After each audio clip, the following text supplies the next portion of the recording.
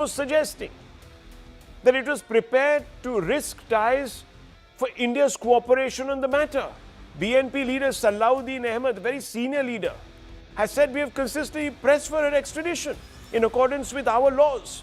This is an issue between the foreign ministries of the two countries. The word was issue. And we've urged the Indian government to hand her back so she can stand trial. So this is going to be an issue, viewers. Second, BNP has denounced the heroic legacy of Bangladesh's founder Sheikh Mujibur Rahman, who spearheaded the country's liberation struggle and helped it to emerge as an independent nation in 1971 from Pakistan. BNP's win paves the way for good relations with Islamabad and potentially the formation of an axis of influence that will include China, that already has entrenched stakes in Bangladesh. Third, the current leader of BNP, that has won a majority, is accused of running a weapons smuggling network supplying guns to the Ulfa separatist group in Assam.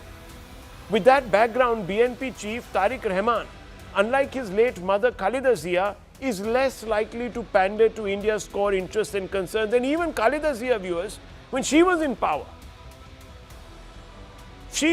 power, viewers, and there was the undermining of India's territorial integrity because her party provided shelter to all sorts of terror groups and also Ulfa cadre, viewers, separatists in Assam, that is.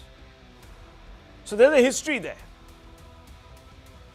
And viewers, let me tell you that the Jamaat has been in alliance with the BNP right up till 2024. So they just uncoupled a few months ago. Delhi's work is cut out.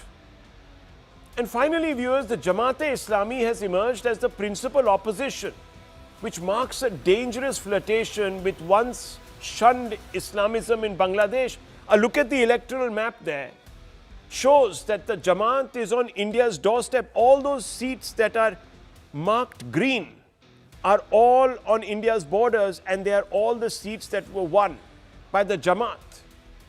Jamaat, viewers, is on India's doorstep. Most areas of Bangladesh bordering India have been won by the Jamaat.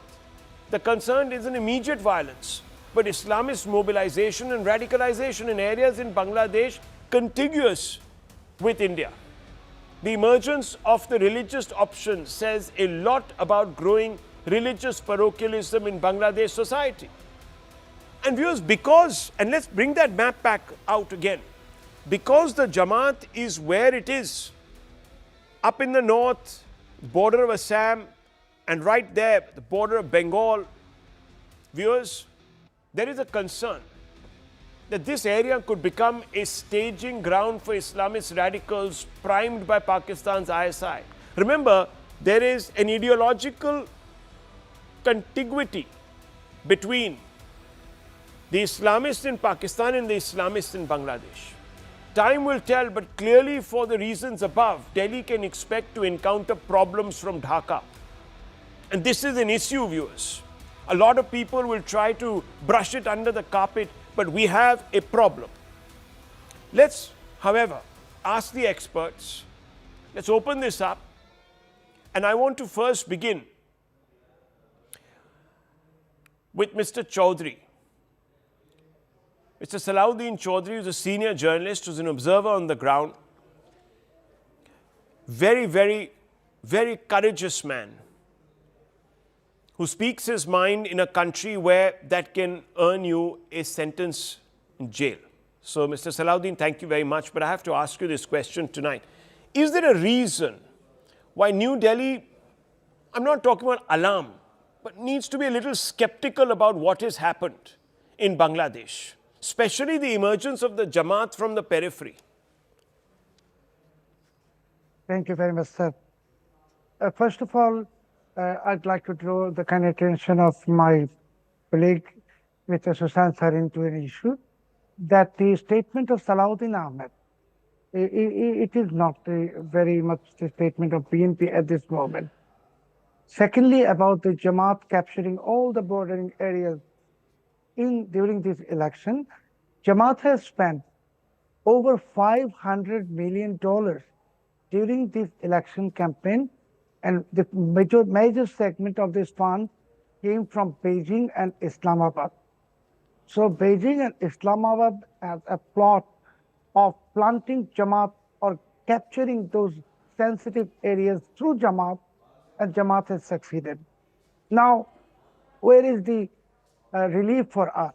First of all, on 12th of February, people of Bangladesh has revolted against American hegemony and Pakistani hegemony, and we have voted a party that America, Britain, and China was not looking for in Pakistan, or were not looking for being in power. They wanted Jamaat Islami to grab the power. That has been foiled initially. Now the other things about the extradition of Sheikh Hasina or whatever, I think these are BNP has already announced. The Amir Khusro Mahmood Chaudhry, BNP's senior leader, he has declared that BNP is going to have a policy for strengthening relations with the neighboring nations, and then he categorically mentioned India. So Tariq Rahman will definitely have a strong relations with India. And about the previous accusations on him, please note that during that time, Jamaat-e-Islami was the coalition partner with BNP, and Jamaat was practically playing this dirty role. So this must be investigated, who were behind what. And during the BNP's rule, Ulfa leader Anup Chetia was arrested in Bangladesh.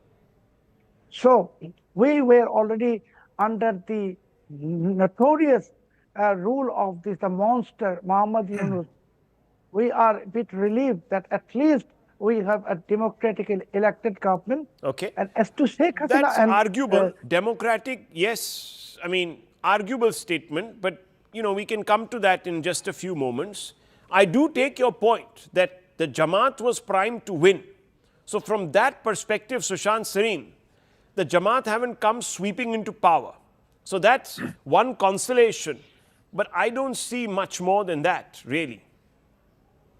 So, Rahul, I think India needs to have a degree of cautious optimism on what has happened in Bangladesh. Look, given the circumstances in which elections were held, I think the results that have come out are good not just for Bangladesh, but perhaps even for India. And I'll explain why. One, before the results came out, a lot of people were predicting that it'll be a divided house. BNP might be the leading party, but might need support from outside to form a government. What they have now got is a two-third majority. What that means is that they'll be able to give a stable government in Bangladesh, which is not going to be held to ransom, at least electorally or constitutionally, by the Jamaat or any of the other parties. It also means that the referendum, which was there to strangulate whichever party came into power, can be, I think, altered because they have the numbers now to effect constitutional amendments.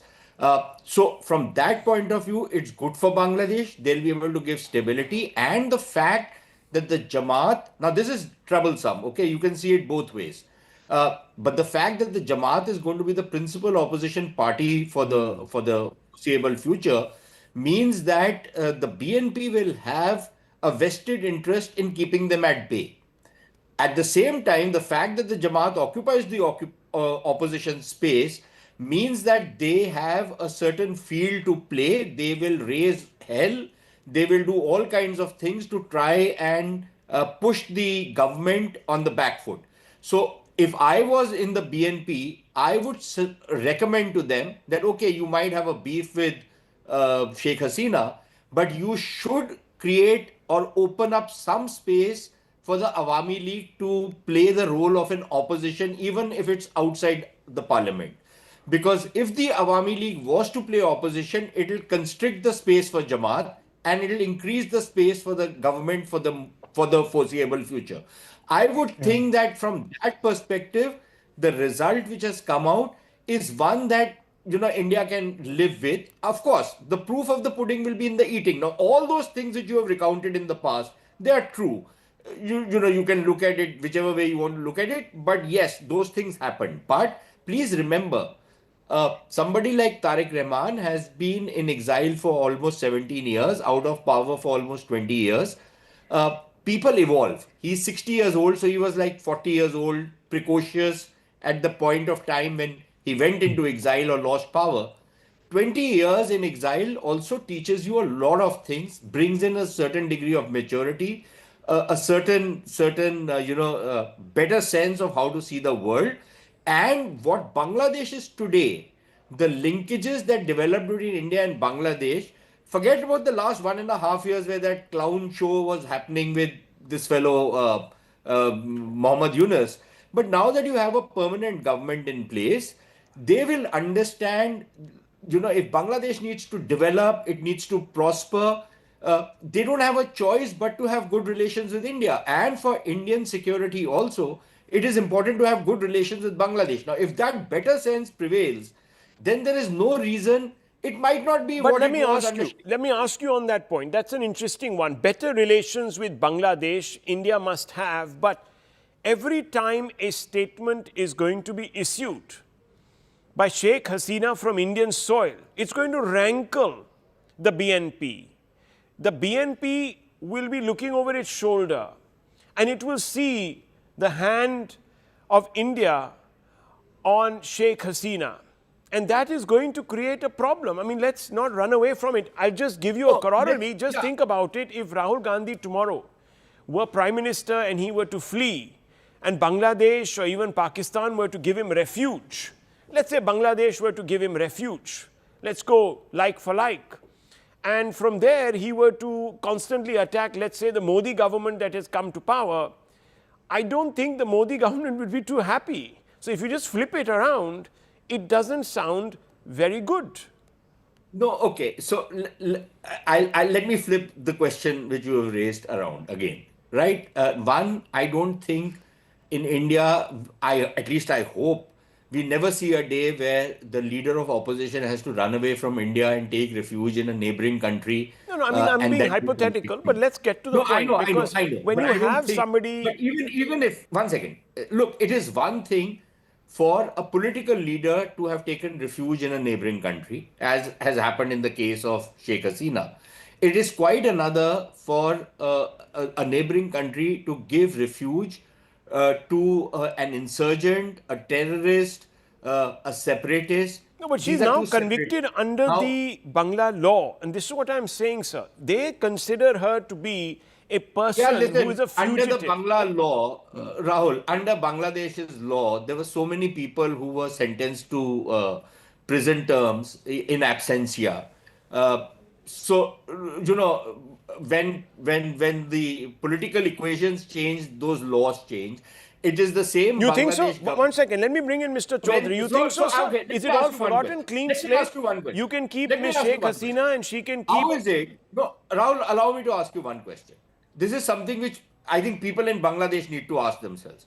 How is it that when somebody takes refuge in London, nobody says anything? It's perfectly fine. They can continue doing politics from there. But if somebody takes refuge in India, then everybody gets their knickers in a twist. The point is, what is it that white man's refuge is better than brown I man's think refuge? that's not the issue. I don't think that's the issue. The issue is interference in a country's affairs. And this There's is no where, interference. see, There look, is I mean, just let How me is it elaborate. Look interference? at what happened There with is a Canada and political India. leader in Look at what India happened with who Canada is and issuing India. some statements. Look at How what is that happened with political Canada and interference? India.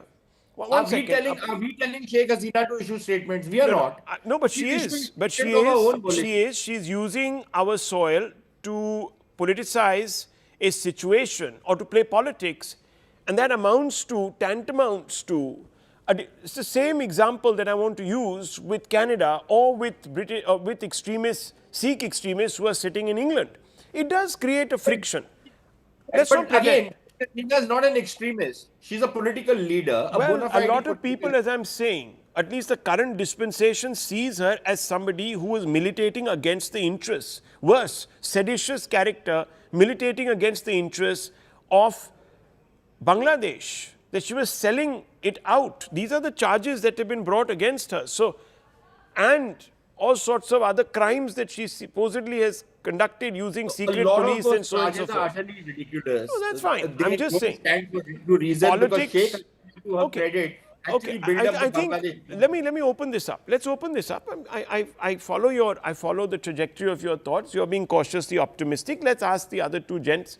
Dr. Ranganathan, are you cautiously optimistic, or do you see that there are problems now? Is Bangladesh going to become the next headache, migraine, call it what you want to, and that we have to start playing our cards and we've got our work cut out and have to play our cards a little better?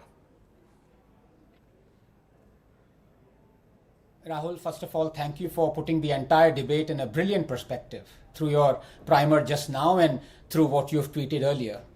The choice for Bangladesh was clear. It was either going to be a wolf in sheep's clothing or a wolf in wolf's clothing. They have chosen the former. Tariq Rahman has traditionally been anti-India, and his anti-India rhetoric has only increased after Sheikh Hasina's refuge here. India needs to be extremely wary. Here are 5 reasons why, very briefly. Number 1, heightened security risks in India's northeast. Previous BNP governments have provided safe havens to Indian insurgent groups operating in the northeast, allowing them to regroup and launch activities from Bangladeshi soil. Number 2, increased anti-India sentiment and minority persecution. The BNP's alliances with Islamist groups like Jamaat-e-Islami will exacerbate anti-Hindu violence and broader anti-India rhetoric as seen in the unrest following Sheikh Hasina's ouster in 2024. This will lead to communal tensions spilling over into India. Number 3, shift towards Pakistan and China. Now this is obvious. A BNP government will prioritize closer ties with Pakistan and China at India's expense. This will disrupt the balance of power in the subcontinent. Surely it will, including through increased Chinese influence in Bangladesh's infrastructure and defense, challenging India's regional dominance. Number 4, economic disputes over bilateral deals.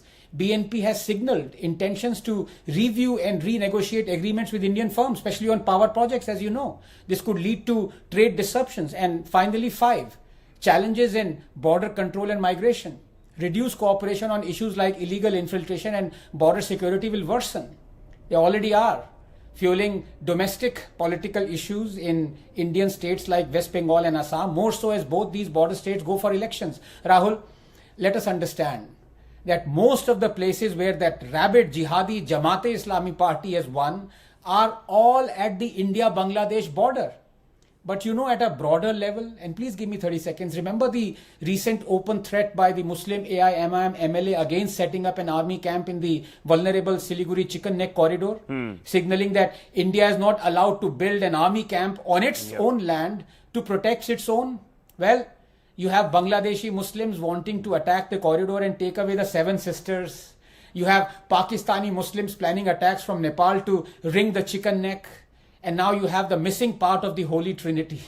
Indian Muslims refusing to allow our armed forces to secure the area. This was bound to happen. Many prominent districts that surround the chicken neck are now Muslim majority. Kishanganj 68.54% Muslim, Uttar Dinajpur 53.5% Muslim, Malda 53.4% Muslim. These are official figures. Add to it the hordes of illegals and you have not a ticking, but Rahul, a hissing time bomb. We fail to understand where all this hate comes from. It can't all come from across the border. It comes from an ideology that transcends borders. The wolves are uniting, Rahul. The future looks ominous for the sheep at both sides of the border. Well, look, I mean, let me bring in Mr. Gupta here. Mr. Gupta, look, Sheikh Hasina is welcome in India because she helped to insulate India's core interests. Even while, and I'm not discounting the fact that she did not open herself up to the Chinese. She did. But there was an attempt at balancing. We don't know about the Jamaat. We don't know who they are actually today fronting for. We don't know about the BNP. And I frankly believe that the decoupling between the BNP and Jamaat was just strategic. It was perhaps to take up the opposition space in some ways, to squeeze out anyone else, like the Chhatras and some of the other Gen Z types. I just feel that that was the whole idea. They've just decided that they are going to basically completely monopolize the political scheme. Good evening, Rahul. Look, we do not know their fronting, correct? But I think the government of India will negotiate with the new regime as they were negotiating with the Muhammad Yunus regime. It's that simple. Even when Muhammad Yunus took over after that chaotic revolution, we all had these questions that Yunus is probably a front for the CIA or for some Western lobbies or Western fronts. So will the government of India negotiate with him, given Sheikh Hasina has actually landed in India? But eventually the government of the day did. So even now, I think the government will negotiate with the new government in power, the government of India, that is. But what worries me is the corridor that we have now. In Bengal, there is absolutely no seriousness when it comes to strengthening our borders. On the other side, you have the Jamaate, whose sole political goal is to have the Sharia law in place. Now, my worry is if Jamaate Islami becomes the principal opposition party of Bangladesh, where are we going in the next 5 years, in the next 10 years, in the next 15 years, in the next 20 years? Look, demography is not a friend on both sides of the border. And we saw what happened in areas like Sandesh Khali. And when the findings were made public, there were reports about nexus that operate on both sides of the border. So are we looking at a threat like that, if not immediately, in the next 10 years, in the next 20 years? And what happens then? Today, we are discussing that, look, this is the problem right before us. The election results tell us so. 3 months later, 6 months later, we'll be talking about the West Bengal elections. And whoever party wins, the question would be the same. What are we doing to strengthen our borders against West Bengal and Bangladesh? Because the kind of porous border it is, the infiltration becomes very, very simple. Now, number two, remember when Operation Sindoor was on, there were several handles operating on behalf of ISI, proxy handles, bot handles, whatever you want to call them. They said the next threat to India will come from the east. Now, do we start looking at Jamaat-e Islami in that context also? This is a clear, visible danger. And that is why I agree with what Sushant said in the very beginning. It's in our best long-term interest to have Awami League play some kind of a role, even if they are outside power, even if they do not have significant seats. But to have Jamaat-e Islami as the principal opposition of party of Bangladesh, I think if not today, tomorrow it will spell a lot of trouble for us. That is if, of course, the BNP is serious about approaching politics from a more moderate and centrist lens. If it isn't, viewers, then we've got a problem. Mr. Chaudhary, very quickly, I've got a minute here. I want to ask you, has the Jamaat and BNP now sufficiently decoupled, or are they only doing this strategically to monopolize the political scape? Time will say what is the reality, but in my opinion, about Awami League reinstating, reviving its politics in this country, Sheikh Hasina has to find a leader who can lead this, because from sitting in India, she cannot do this. And to my understanding, she is doing a lot of confusing things sitting in India. So she needs someone on the ground. There should be a lifting of ban on Awami League. So you're not certain. So you're not certain if the Jamaat and the BNP are really decoupled. You're not certain about that? He's not certain. And that is the fundamental problem, because, viewers, the last thing we need is a government that is going to give a wide berth to this entire brigade that has an ideological connect with those in Pakistan. And that's my worry, viewers. That is really the problem here. Let's hope for the best, though, as they say. And I just want to move on, come back to India, focus on the domestic scene, turn our attention to Tamil Nadu election in Tamil Nadu in the next 8 weeks, viewers. And today, actor turned Vijay finds himself at the center of a political storm. And this time, it isn't just owing to rhetoric, something that he said. But after the tragedy in Karur, a fresh death at another party rally in Salem has intensified scrutiny on the TVK, on Vijay. On the right of your screens, viewers, grieving relatives. A fan reportedly succumbs to a sunstroke, and rivals of Vijay are calling it negligence, branding the rallies lethal. The opposition has seized on the back-to-back incidents, asking whether crowd management and safety protocols are being sacrificed at the altar of political optics, that they matter more to Vijay than the well-being of all of those who attend his rallies. He can keep them waiting in the sun. Not enough arrangements are made to supply water, relief, maybe even fans and this, that, the other. And Again, there is talk, and I'm not saying it, viewers, the opposition are saying it, that the 10,000 cap that has been imposed was violated. So the attendance was much more than 10,000. The DMK says, how many lives will be lost before polls? The ADMK says, carry your coffin for the next Vijay rally. It might sound insensitive, viewers, and probably is. But what they're saying is to people, be prepared for the worst when you go to a Vijay rally. This is direct fear-mongering. BJP says Vijay is not concerned about his supporters. That's arguable, viewers, but these are the kind of accusations that are being made. And they are coming on the day when Vijay was hoping on leaving a very strong impression on the voter. This controversy will rob the sheen of his persuasive attack on DMK Supremo and Tamil Nadu Chief Minister M.K. Stalin on a day when M.K. Stalin was using welfare maths to turn this election on its head.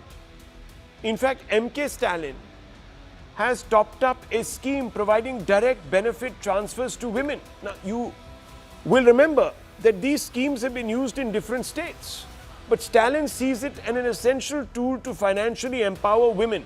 So what has he done? 1.31 crore beneficiaries have been credited. That's 1.31 women beneficiaries. And when money goes into their accounts, that means almost 4 crore people are going to be benefited. Rupees 5,000 has been credited to the accounts and rupees 3,000 advance for the next 3 months, 2,000 summer special assistance, rupees 2,000 monthly aid also raised. So Vijay has dramatically upped the stakes. Dramatically upped the stakes because Mr. Stalin has used the Brahma Astra that other political parties have been using. So Vijay now has said that look, this 5,000 rupees cannot erase 5 years of broken promises, and Tamil Nadu's mother don't need last minute charity, they need dignity and respect. Now you can say what you want to, viewers, but election after election, recent election after election has shown that welfare politics specifically aimed at women is a formidable electoral force. From Madhya Pradesh to Maharashtra, cash transfer schemes have coincided with decisive electoral mandates. And viewers, the DMK enjoys a 45%. You can see the most support from female voters. So they are targeting this at their core constituency. The questions remain. Will tragedy derail Vijay's momentum? And are avoidable own goals marring Vijay's path to power or path to power? And can Vijay's persona and connect upset Stalin's welfare arithmetic? Let's ask these questions because, viewers, they're important ones. They could well shape the outcome of this election in Tamil Nadu, which is going to be very crucial from the national perspective. If Tamil Nadu flips, and let's open this up, when Tamil Nadu flips, or if it flips, viewers, the NDA will get a huge shot in the arm. Massive. It'll have a massively demoralizing effect because the DMK is one of the central pillars to the India bloc. And without that, it will become very, very difficult, viewers, for the opposition to hold the government to account. And that's really what democracy is about, isn't it? So let's open this up. Tenmodi Prasanna, spokesperson of the TMK, is here. Bhanuchandra Nagarajan, political analyst, is here. Sumansi Raman is also here. Now, I want to first begin with Mr. Bhanuchandran. Mr. Bhanuchandran, I want you to put into perspective what is happening here. Is this tragedy, which is the second consecutive one associated with a rally, the first one doesn't know how that went down with the public. Many people believe that he has been able to shake it off. But a second one, you could pass it off as a coincidence, sunstroke, there wasn't a stampede, but many people will say that perhaps there is something definitively wrong, because there have been other scares. The courts have come out and said TVK rallies can be problematic and so on and so forth. So is this going to change public perception, or is this just going to be sort of seen as an aberration? Hello, Rahul. See, what is happening in Tamil Nadu is a very close three-way contest. And every news cycle seems to turn this contest and thrust somebody forward. Today, after the 5,000 rupee announcement, we thought the DMK was actually doing quite well. And if somebody heard Vijay's speech, then he thought like TVK was doing well. And then when he had this accident, you wonder like whether TVK has gone back. Or on a normal day, you have many stories of crime and corruption, and you feel that all the anti-incumbency is going to go to the NDA, ADMK plus. So, and also like given the fact that our social media algorithms have understood us quite well, if you're following it through social media, it's very hard to figure out what is happening and which way the tide is turning. So that is the state of affairs there.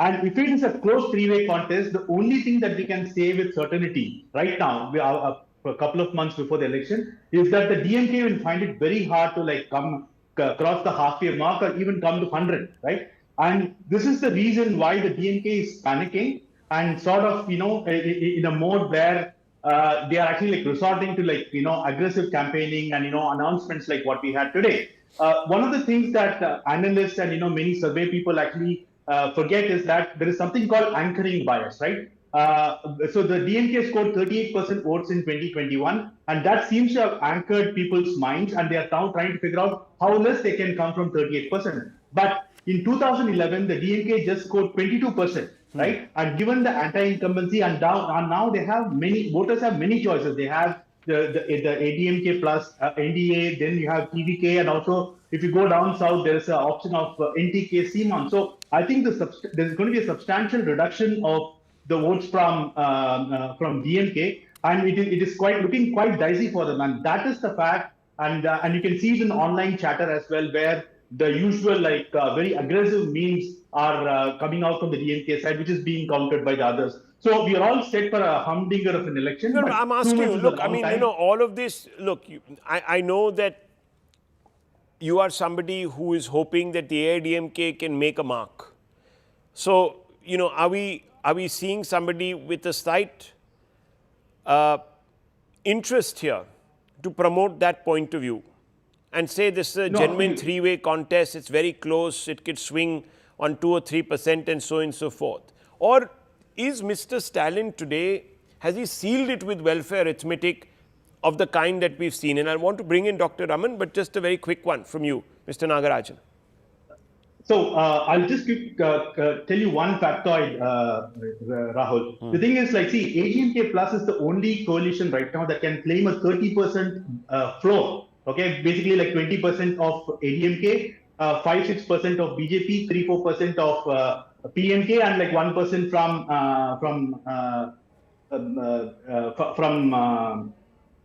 from the southern party, right? So I think we have a base of 30%. So it's very hard to dislocate somebody or count them out. So that is, I think, where the ADMK strength is, but they are unable to attract new voters as well. That's also something that has to be kept in mind. Okay, so hang on, Dr. Raman, and before that, let me just bring in Tenmodi Prasanna, TVK spokesperson. Ms. Prasanna, let me ask you a simple question here. Again, Mr. Vijay finds himself at the center of a political storm, and this time, again a tragedy, again in a rally setting.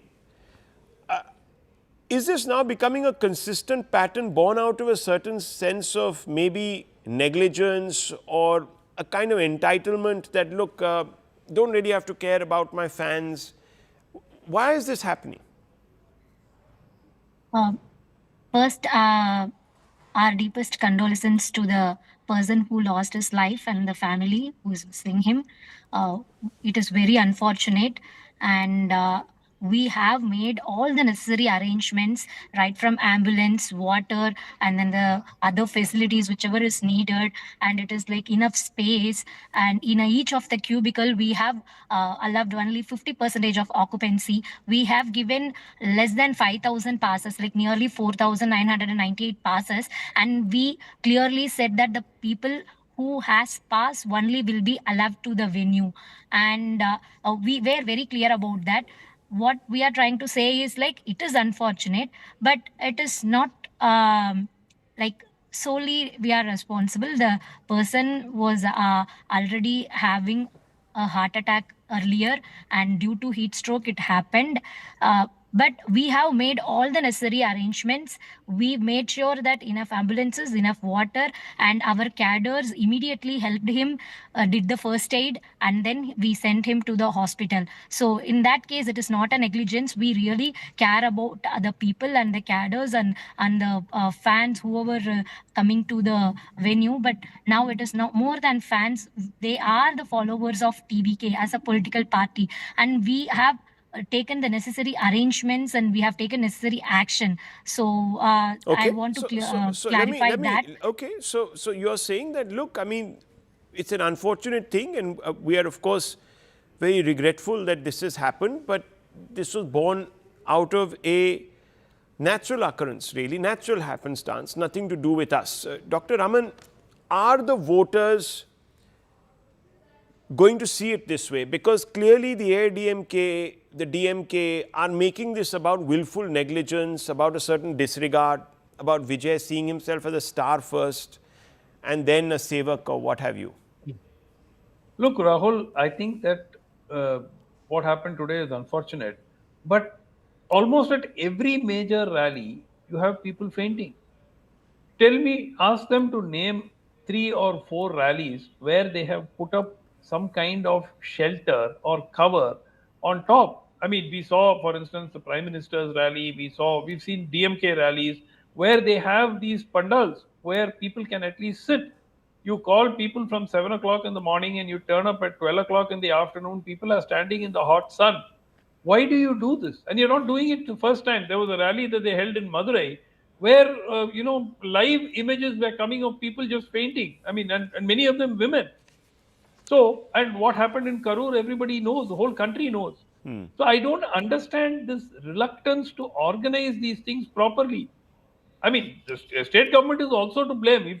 If as is claimed, there were more than the stipulated number of people at this venue, then you got to ask the question as to why the police were allowing it, particularly after what happened at Karur. So I think that there is a problem. These are enthusiastic fans who are just turning up in droves to listen to what I don't know. It's basically mostly like a movie script that this gentleman sort of that's reads immaterial. out. That's immaterial. I'm not saying No, but that everyone the else is point blessed with eloquence. No. Actually, we have followed all the conditions which were given by Madam, the police. you just said he died of we heat stroke.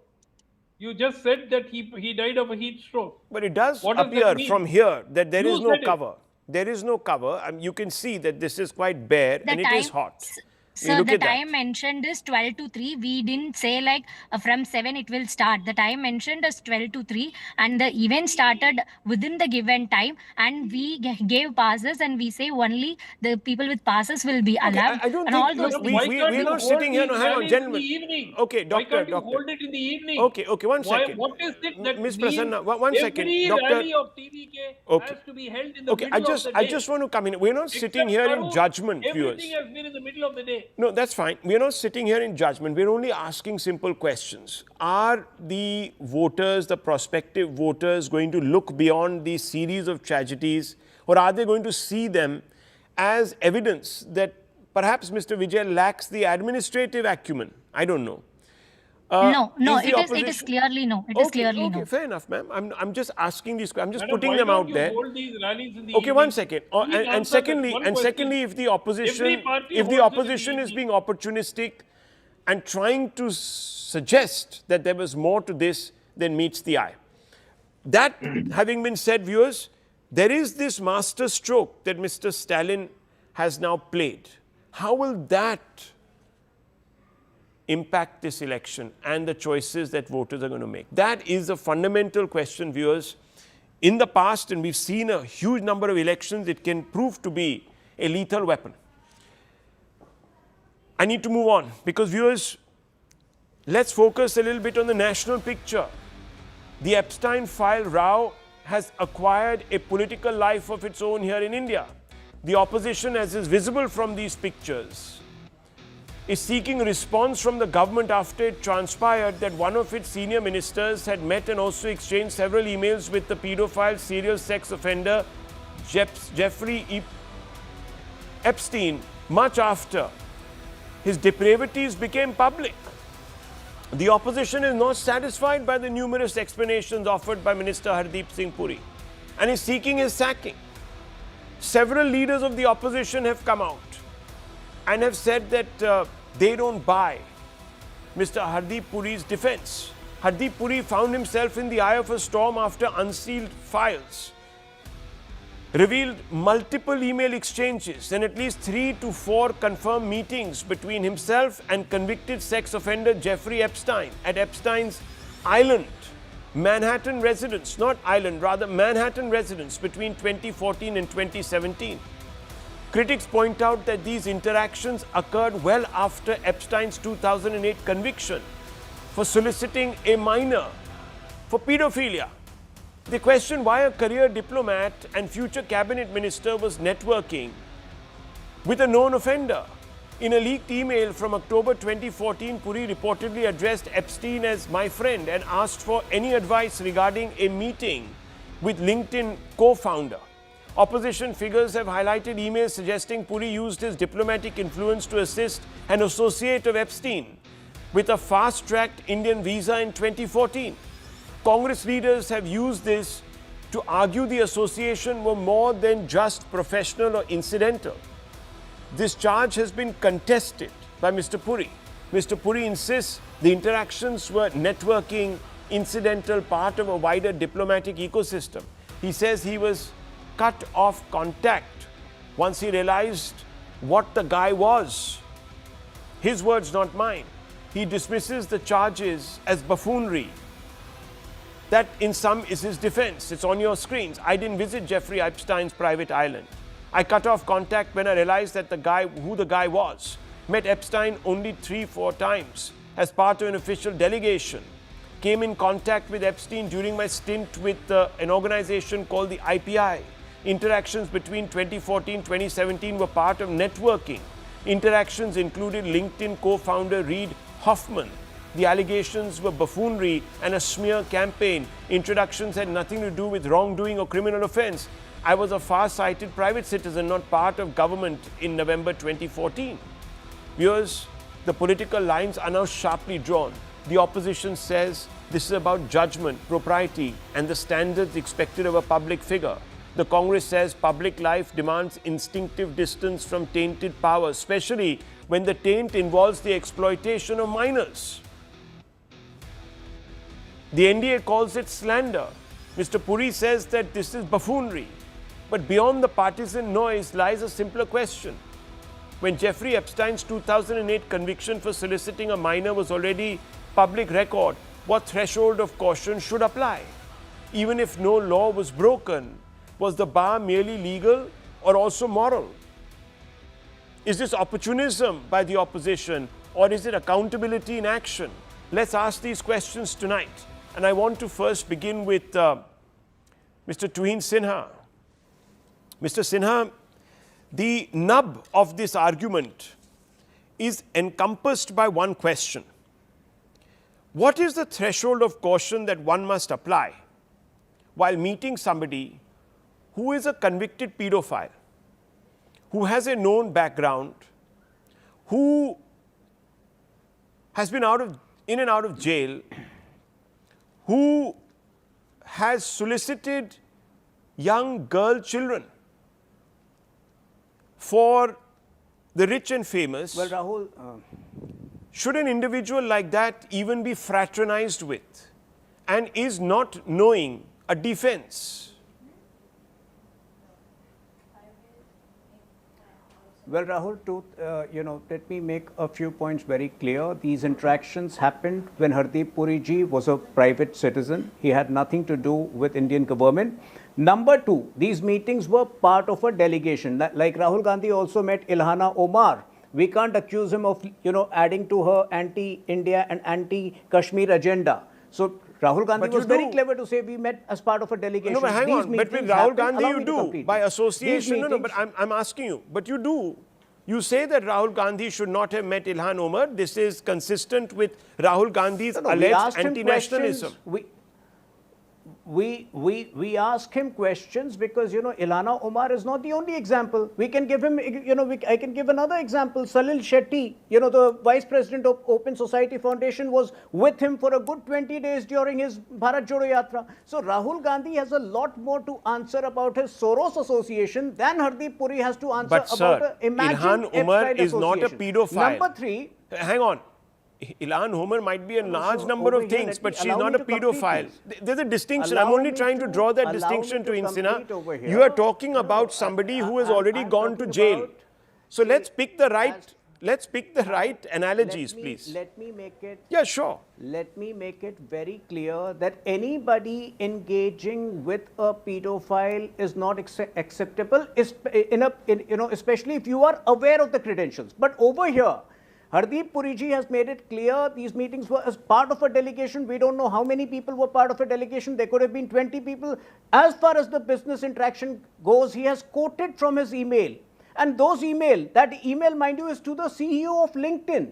Not even to Epstein, who is perhaps one of the people marked in CC. And what does the email say? It is routing India as a digital hub to the LinkedIn founder. So based on that, if Rahul Gandhi says that, Hardeep Puri is guilty of association or complicit in the offences of Epstein, I think Rahul Gandhi is guilty of criminal fakery, which he does on every issue. And in the last 8 or 10 days, we have seen this criminal fakery from him on at least 3 issues. Whether it was what do you mean fakery? Explain. How is this fakery? Please, there are a lot of questions. How is this fakery? Because you see, hang on, when did Mr. Hardeep Puri become a member of the BJP? 2013 or 14? So that is before or around the time when he had these interactions, and they went on till 2017, right?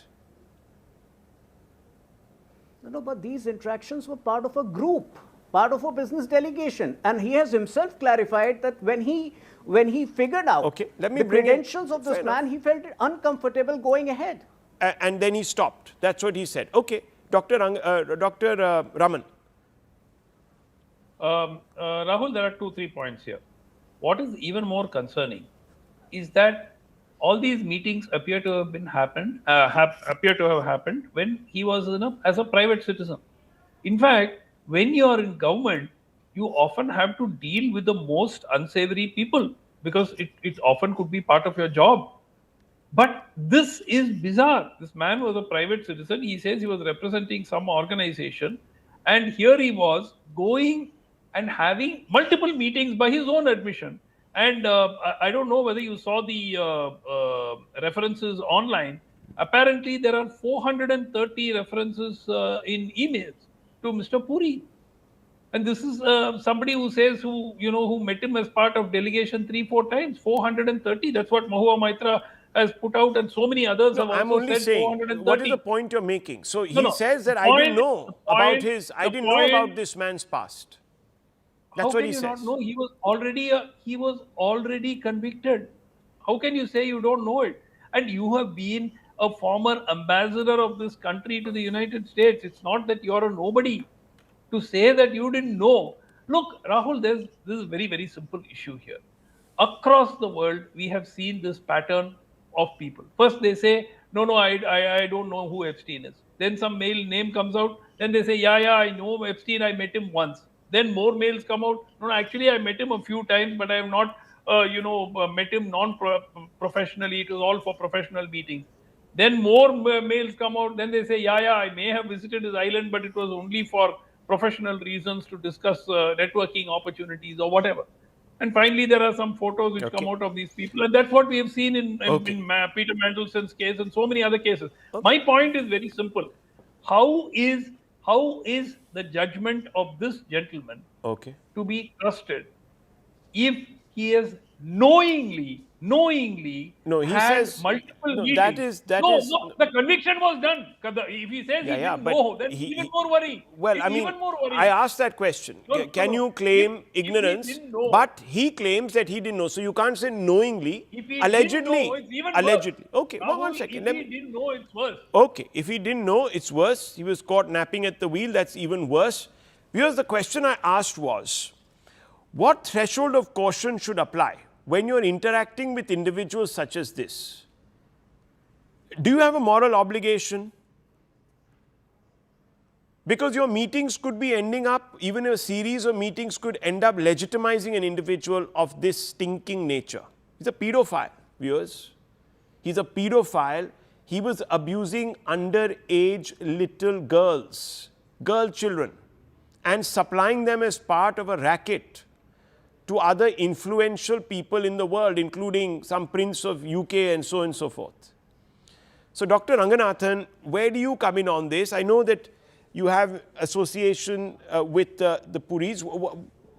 Where do you step in here? What aspect of this do you find, if at all, you find problematic, or if you don't, share it with us. Tell us. Doctor, yeah. Rahul, there is no other way of saying this. What Mr. Hardeep Puri did is wrong and untenable, and I am deeply disappointed. Not that it matters to what I have to say here, but Mr. Puri is a friend, and I'd like to believe he would remain a friend even after what I have had to say here. He should know that as his friend, I stand by him, because true friends always do, but I do not stand with him for what he has done. First, just the facts. Number one, Epstein was a convicted pedophile and spent a year in prison because of his crimes back in 2008-2009. The interactions of Mr. Puri with Epstein happened after Epstein was jailed for pedophilia. Number two, it is not just a formal interaction that Mr. Hardeep Puri is saying he had with Epstein because of his firm's interaction, but rather a friendly one with banter thrown in, including very disturbing phrases like exotic island finding a reference. Number three, Mr. Puri also must have visited Epstein's home for coffee and dinners, as is alluded to through their email interactions. Epstein's home, it must be stressed, was an awful barbaric crime scene. Number four, there are half a dozen emails that have Mr. Puri and Epstein interacting. It is superfluous to say that they are a tiny fraction of the 3 million odd documents. It is not the quantity, but rather what they have to say. As an example, even that one email from that guy, Deepak Chopra, where he boasts of God and little girls, is sickening and damning. You cannot say it is just one document out of 3 million. Number five, let us remember that as yet only half of the Epstein's files have been made public. 3 million are still to be released. So Rahul, with this background, as I said, I'm disappointed in the reaction of Mr. Hardeep Puri, and especially in recent days, I don't know who's advising him, but this much is clear.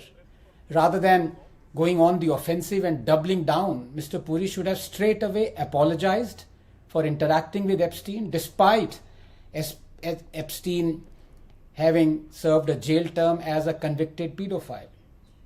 Even if Mr. Puri did not know this as a fact, he should apologize. Yes, perhaps there is a case to be made that after Epstein had served his sentence and he was free, and because he was a lobbyist and because Mr. Puri was working in a firm that had to have an interaction with this lobbyist, there was no way of avoiding him. In such a case, Mr. Puri, knowledgeable as he is, should have had the sense to have officially intimated to his firm that he was interacting with a convicted pedophile under duress. Did he do so? He didn't, as is revealed from the friendly tone of his interactions with Epstein. But finally, his flippant remark on MPs telling him they are jealous and him telling them back wishing there was something to tell is just crass and deeply offensive and totally unbecoming of his stature and what I know of him. Okay, very quickly. So in summary, yes. Rahul, Mr. Hardeep Puri, and I say this sincerely as his friend, Okay, one You second. should Let me just bring in. apologize. Let me just bring in Doctor. One second, Doctor Even Raman. Yes, and then Tween Sinha. Yeah. just for that press conference alone, his position has become untenable. Let's not even get into the rest of it. I mean, No. I say mean, that look. he was Let's underage, be he was specific. only accused. He says he accused never went to the of- island, No. never The traveled by man his was aircraft, only never met him accused- beyond his role of networking, didn't know Epstein's background, not part of government at that time. Wait. Yeah. Wait. Yeah. Did you see the entire sequence of what he said? Mr. Puri actually said at that point he was only accused of, sexually molesting underage women. Yeah. Only accused of well, that. that is. And at Look, that point, I mean, he even yes. felt. He even felt that. Yes, that okay, he Tween should be Sinha, given the is benefit of ignorance doubt. a defense here? I mean, you are expected to know who you're dealing with. I mean, it's like showing up tomorrow at Dawood's home these questions and are saying, I didn't know who concerned, this person was, but I had to No, do in- some in- work with in- Dawood or with in- Malia, for example, who's a fugitive from Indian law. Rahul, in so far as these questions are concerned, Mr. Hardeep Puri himself has been probed for a good at least 7-8 hours by different news channels, and he has answered those questions. My sense is that these interactions happened as part of a group. As No, Anand but they weren't. mentioned, Clearly, there may he have was been an also error talking. of No, hang on, judgment, hang on. but He might have met him as part of a group when in he party or whatever. realized- But the emails extended for a period of 3 years, from 2014 to anyhow. Viewers, look, the point is, you have to make up your mind about one simple thing. Is ignorance a defense? It's very simple. It comes down to that, really, at the end of the day. Ponder it. I leave it at that.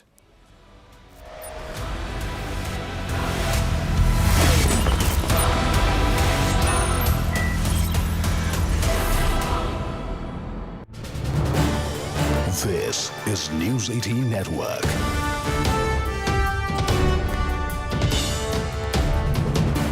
India's largest news network. In a trade deal post, Pakistan says it attacked US after a US trade representative correctly showed Pakistan occupied Kashmir and inside trade within the Indian territory, which Washington deleted the post as well. Learning. Let's first up reaction from Pakistan's Ministry of Foreign Affairs spokesperson. What he said, the communication that took place between Pakistan and the United States will be over.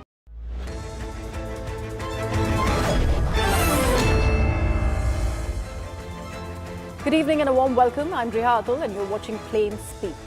In the thick of Tamil Nadu's high-stakes election season, a routine campaign rally in Salem took an unexpectedly somber turn.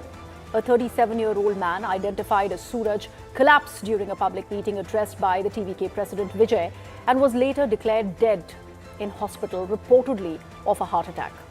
On the surface, the incident may read as a tragic, isolated health emergency in a crowded political event.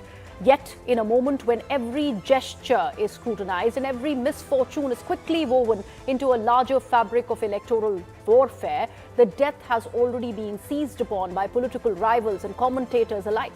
For many, the shadow of the grim Karur crowd